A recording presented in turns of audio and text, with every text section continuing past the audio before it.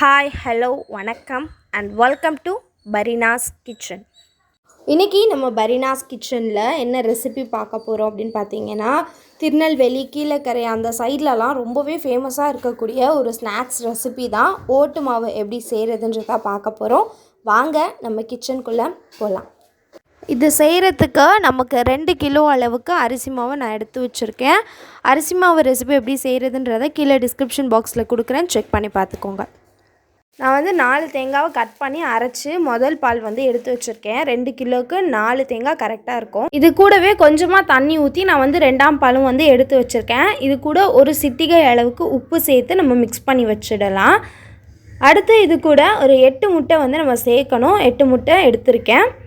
இப்போ நம்ம முதல் தேங்காய் பாலில் கொஞ்சம் கொஞ்சமாக ஒவ்வொரு முட்டையாக நம்ம உடச்சி ஊற்றிக்கலாம். எல்லா முட்டையும் உடச்சி ஊற்றினதுக்கப்புறம் கையை வச்சு இந்த மாதிரி நல்லா மிக்ஸ் பண்ணி விட்டுறணும். எல்லா முட்டையும் சேர்த்துட்டு நம்ம நல்லா மிக்ஸ் பண்ணி விட்டதுக்கப்புறம் அந்த அரிசி மாவில் ஒரு வடிகட்டி வச்சு நம்ம அந்த முட்டையும் பாலையும் இதில் சேர்த்துக்கலாம். சேர்த்துட்டு நம்ம நல்லா வடிகட்டி எடுக்கணும். இதை நல்லா நம்ம வடிகட்டி எடுத்ததுக்கப்புறம் கையை வச்சு இந்த மாதிரி நம்ம நல்லா மிக்ஸ் பண்ணி விட்டுறலாம். அப்போ எல்லா மாவோடையும் அது நல்லா மிக்ஸ் ஆகி வரும். இதை நம்ம நல்லா மிக்ஸ் பண்ணி விட்டுக்கிட்டே இருக்கணும். 2 கிலோ மாவுக்கு 4 தேங்காவுடைய பால் நம்ம எடுத்து வைக்கணும். முதல் பால் எடுக்கணும், அதே போல் 2ஆம் பாலும் நம்ம கொஞ்சமாக தண்ணி சேர்த்து எடுத்துக்கணும். இது கூடவே நம்ம 8 முட்டை சேர்த்துருக்கோம். இப்போது நம்ம இதில் 2வது நம்ம எடுத்து வச்சுருந்த அந்த பாலை நம்ம கொஞ்சம் கொஞ்சமாக சேர்த்து நம்ம நல்லா மிக்ஸ் பண்ணி விட்டுறலாம். எல்லாத்தோட சேர்த்து நம்ம நல்லா மிக்ஸ் பண்ணி விட்டுறலாம். மிக்ஸ் பண்ணதுக்கப்புறம் பார்த்திங்கன்னா இந்த மாதிரி நிறைய கட்டிகள் அதில் விழுந்திருக்கும். ஸோ அந்த கட்டிகள் எல்லாத்தையுமே நம்ம இந்த மாதிரி நல்லா உதிர்த்து விட்டு எடுத்துக்கலாம். நம்ம அதை உதிர்த்து விடலை அப்படின்னா நம்ம வறுக்கும் போது அந்த கட்டிகள் எல்லாமே நிறைய சேர்ந்துடும். அதுக்காக தான் நம்ம இதை நல்லா உதிர்த்தி எடுத்துக்கணும். இந்த மாதிரி கையை வச்சு நல்லா நம்ம உதிர்த்து விட்டுக்கிட்டே இருக்கணும். பாருங்கள், நான் கட்டிகள் இல்லாத அளவுக்கு உதிர்த்தி எடுத்திருக்கேன். அந்த பெரிய பெரிய கட்டிகள் எல்லாத்தையுமே நம்ம கையை வச்சு இந்த மாதிரி நசுக்கி விட்டுக்கலாம். பாருங்கள், நான் எல்லா மாவையும் உதிர்த்தி எடுத்துக்கிட்டேன். எந்த அளவுக்கு இருக்குது அப்படின்னு சொல்லிட்டு இந்த அளவுக்கு எந்த கட்டிகளுமே இல்லாத அளவுக்கு நீங்கள் உதிர்த்தி எடுத்துக்கோங்க. இதில் பெரிய ப்ராசஸே நம்ம இதை உதிர்த்தி எடுக்கிறது தான். ஸோ இதை நம்ம நல்லா உதிர்த்தி எடுத்துக்கலாம். இப்போது நம்ம வறுக்க ஆரம்பிச்சிடலாம். இப்போ ஸ்டவ்வில் ஒரு பாத்திரம் வச்சுட்டு நம்ம ஸ்டவ்வை மீடியம் ஃப்ளேம்லேயே வச்சுட்டு இந்த மாவை நம்ம கொட்டிடலாம். கொட்டிட்டு நல்லா நம்ம மிக்ஸ் பண்ணி விட்டுக்கிட்டே இருக்கணும். நம்ம விட்டுட்டோம் அப்படின்னா அடிபிடிக்கிறதுக்காக வாய்ப்பு இருக்குது. அதனால் இதை நல்லா நம்ம மிக்ஸ் பண்ணி விட்டுக்கிட்டே இருக்கணும். ஃபஸ்ட்டு நம்ம வறுக்க ஆரம்பிக்கும் போது கொஞ்சம் டைட்டாக இருக்க மாதிரி தான் இருக்கும். போக போக அது லூஸ் ஆகிட்டே வரும். நல்லா நம்ம மிக்ஸ் பண்ணலாம். பாருங்கள், இது இப்போ தான் லைட்டாக கலர் வர ஆரம்பிச்சிருக்கு.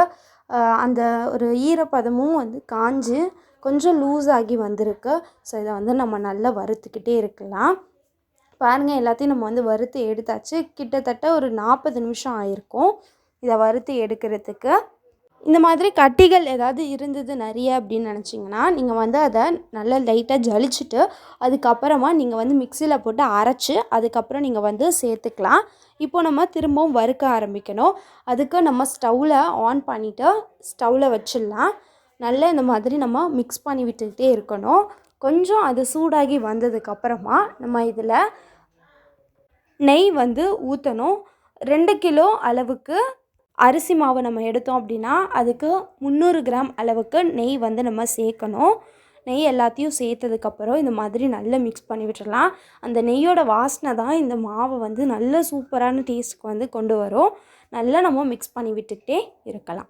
நெய் எல்லாத்தையும் சேர்த்து நல்லா மிக்ஸ் பண்ணதுக்கப்புறம் நம்ம ஸ்டவ் ஆஃப் பண்ணிடலாம்.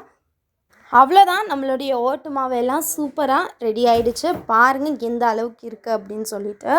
இதோட டேஸ்ட்டுமே அந்த அளவுக்கு சூப்பராக இருக்குது. இது உடம்புக்கு ரொம்பவே ஹெல்த்தியான ஒரு ஸ்நாக்ஸ் தான்.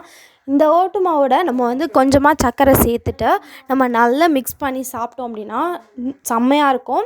அப்படி இல்லை அப்படின்னா நம்ம அந்த சர்க்கரை ஓட்டு மாவோட நம்ம ஒரு வாழைப்பழத்தை சேர்ந்து பிசைஞ்சு மார்னிங் டிஃபனாகவுமே நம்ம சாப்பிட்லாம்.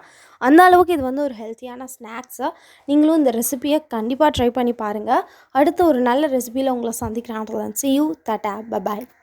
இந்த வீடியோ உங்களுக்கு பிடிச்சிருந்தா லைக் பண்ணுங்கள், ஷேர் பண்ணுங்கள், கமெண்ட் பண்ணுங்கள்.